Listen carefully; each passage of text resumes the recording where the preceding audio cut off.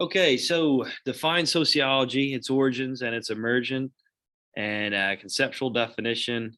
So we went over this quite a bit already with the origins of sociology, and many people agree that the origins happened and occurred really during that industrial age. Okay, so with industrialization in the mid 1800s, early 1800s, and moving into the 1900s, people believe that society had a role in people's lives and can explain obviously what was occurring and unfolding really just before their eyes. And we talked about Emil Durkheim and how he was really the first person to bring sociology as a respected field of study at the university level, the college level, and try to really label another perspective for social science to explain certain things going on in the world. We talked about Auguste Comte, okay, and how he was the father of sociology. Really just put the terms together in the early 1800s, just the field of study and how we should focus society as sociology as a field of study. All right, so that's really the origins, okay, how it emerged as a social science. So describe the sociological perspective. So the sociological perspective is really just how we um, understand and look at society and how groups, systems, okay, even ourselves, how that shapes what society is. Okay, obviously, culture plays a huge role in what shapes society and what we know of in our lives. And okay, each society, each civilization, each culture around the world has their own distinctive, I guess you say, backgrounds, have their own distinctive principles of the way they run and govern their people. So the sociological perspective is really just understanding how groups, people, cultures, okay, all come together to affect what society looks like and what we can expect from that certain society. And we can even break it down even to smaller sections with communities. I know here in Elizabethville, it's totally different. Here you go, Leah. Leah, can you hear me?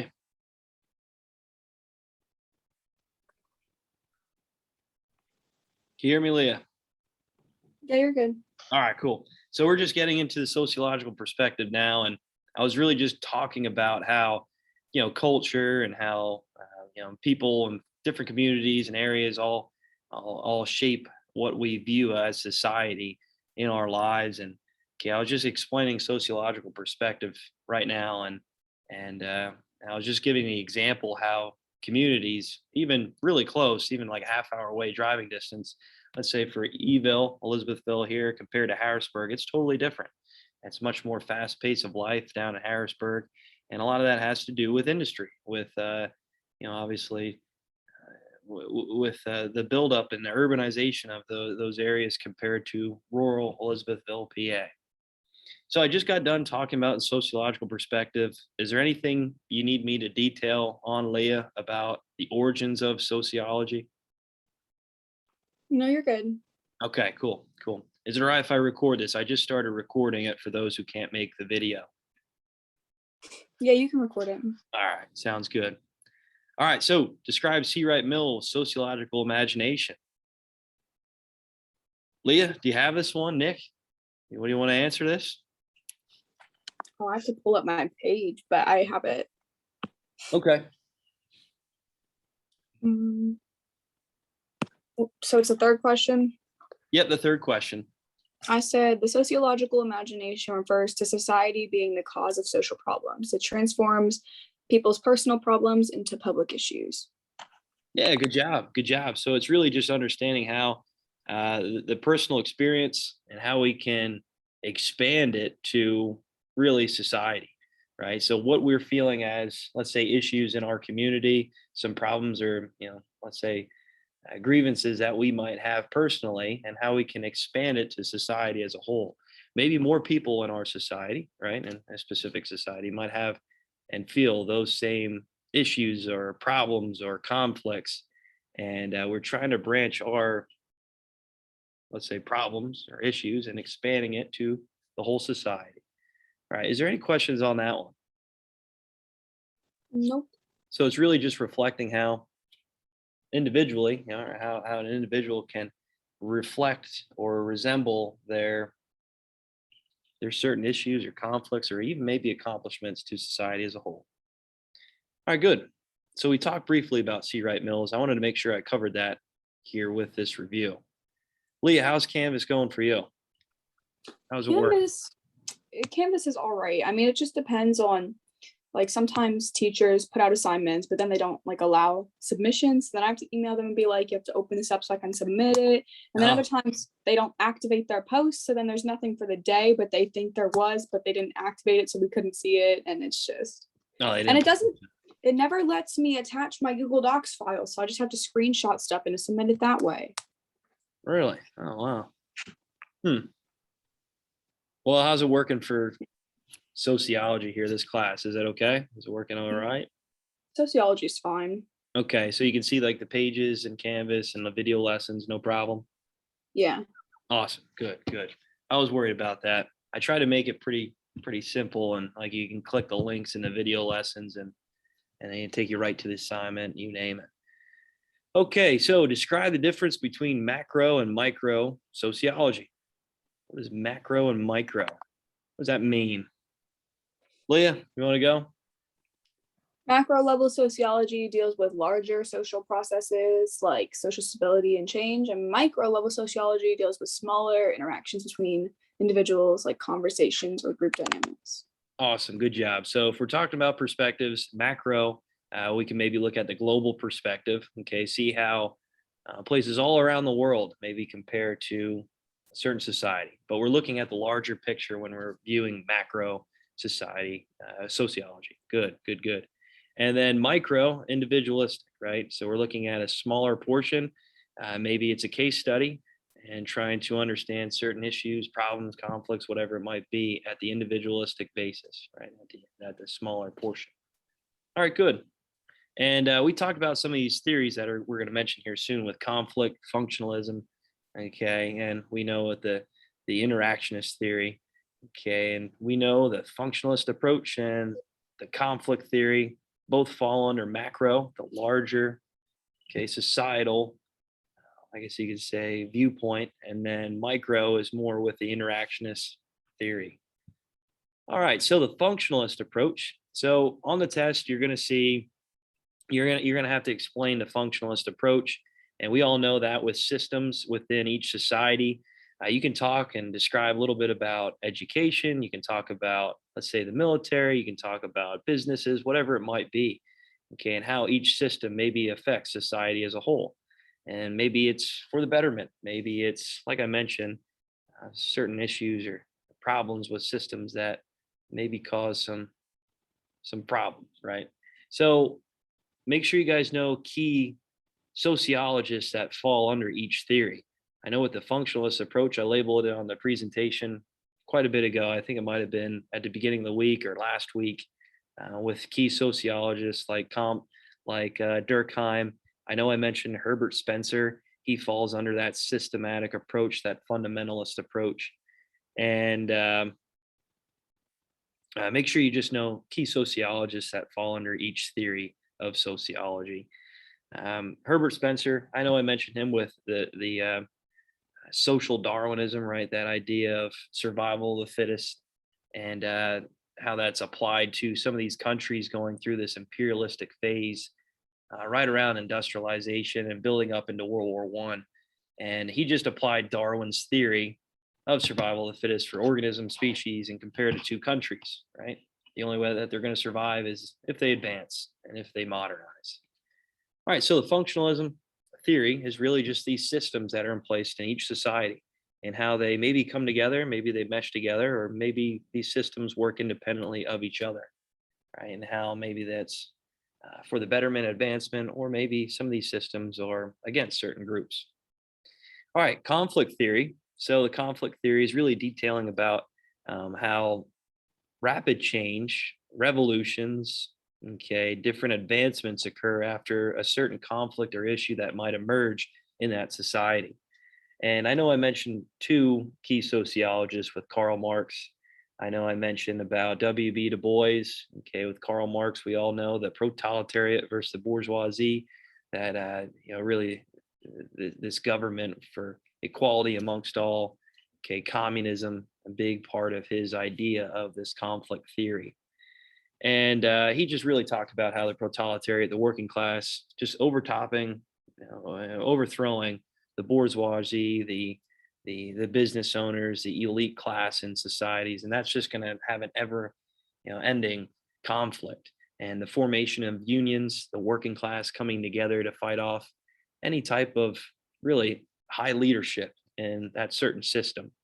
And you can really compare it to anything, right? Let's just say with a business field, right? Let's say in the business field, the workers come together and they talk about, come together in a union, and they might share their grievances, maybe some advancements that they can try to put in place. And we know the bourgeoisie, right? The admin, I guess you could say, the supervisors, okay, more at the top of that economic standing, the leadership roles of that said business. And you can expand it to other different things, but that was just a short example. W.B. Du Bois, so the progressive movements, okay, especially African Americans, and trying to promote opportunities in society, specifically in America, in the early 1900s, late 1800s, advancements of, okay, you can almost branch this in the functionalist approach too, some advancements of systems like education, academics, and try to include vocational skills for African Americans to try to end segregation and end this division in the United States. And again, this conflict theory he's talking about is really just that clash between really African Americans, other minority groups in the United States, and the white society in the United States. All right, so conflict theory, that's it there. And then interactionist theory, the last one we talked about. So this is the micro level, and this is really just seeing how we fit in as society. It's almost that sociological imagination, right? And with the interactionist theories, how individually we view ourselves in society, how we fit in. Okay, certain social groups that maybe we join in to adapt and to try to advance ourselves in society, and maybe realize what individualistic problems we might have and compare that to society as a whole. All right. And that's really all I have for the study guide. Is there any questions on that? No, you're good. Okay. All right. So again, I just wanted to make sure that I went over it with you. I know it was a lot of information there in the beginning, and kind of through this whole time with through virtual. I hope there wasn't a disconnect. I mean, obviously there's going to be a little bit compared to not being here in person, but just wanted to make sure that you had the ability to ask any questions, or if there's information that I may have missed, obviously I can answer that. The test is going to be a Google form, so there's going to be a lot of writing into it. So it's going to be a lot of short answer to see your understanding of more conceptual understanding of the information rather than just multiple choice and matching. See, I got a message here. Oh, good. Okay. So All right. are there Well, any, what's are there that, only Leah? questions that are going to be on this, like the questions that you like just had on this, or are there going to be other questions? Yeah. So I'm not gonna throw a curveball at you. It's really the test here. The study guide is the test.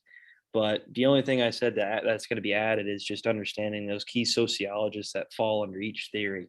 I think I have that labeled. Yeah, so detail a few sociologists that fall under this theory. So, but just make sure you know those sociologists and which theory they fall under. And it'd be nice, like obviously when you're explaining each theory, maybe give an example of a key sociologist and maybe their contribution to that theory. Does that make sense? Yep. All right, cool, cool. All right, and I think you already noticed, but I attached the vocabulary, that assignment. I think I posted it this morning. If not, let me know. I think I might have it out for tomorrow. But the vocab that we've been working on, I included in front of the lessons each day that we had a video lesson. And obviously, when we were in class, I did it in the beginning of class. You can just submit those vocab terms for a grade.